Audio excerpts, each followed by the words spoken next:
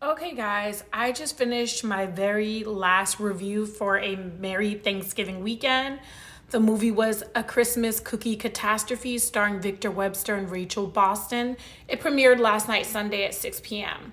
All right, this is just my summary of how I felt about the weekend. So I told you I loved My Southern Family Christmas, hashtag Xmas, Time for Him to Come Home,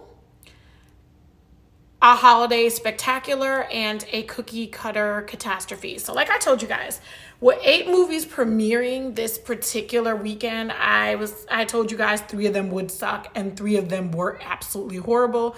Though I was actually surprised to find out that Lacey's movie Haul Out the Holly, even though the commercials did suck, that I was really surprised that that was going to be like the worst movie of the weekend, and it was. At least A Royal Corgi Christmas, you got the dogs in there, so if you're into corgis or you're into dogs, you can at least get through that movie. It just was a mess. And like I told you, A Tale of Two Christmases, I wasn't invested in either Christmas. So those were the 3 movies that really sucked. Haul Out the Holly was number 1. Then I would say A Royal Corgi Christmas really sucked. And then A Tale of Two Christmases. So those 3 movies really sucked. But the other 5, go check them out. Now here's some questions Megan and I had.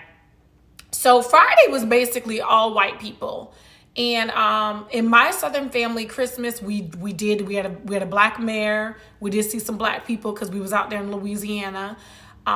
Saturday, for the most part, except for over at Miracles of Christmas, it was all white people Saturday night as well. Maybe that's why Saturday night on Countdown to Christmas really bombed. Okay, Time for Him to Come Home.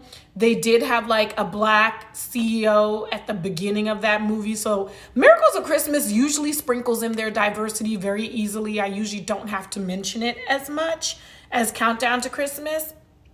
So, and then Sunday, both A Cookie Cutter Catastrophe and A Holiday Spectacular definitely had diversity and inclusion. But the one thing I noticed that was missing on Merry Thanksgiving weekend is, baby, where were the gays? Me and Megan were asking where were the gays. And she was like, well, generally, they make good money and they like long weekends, so they're probably traveling.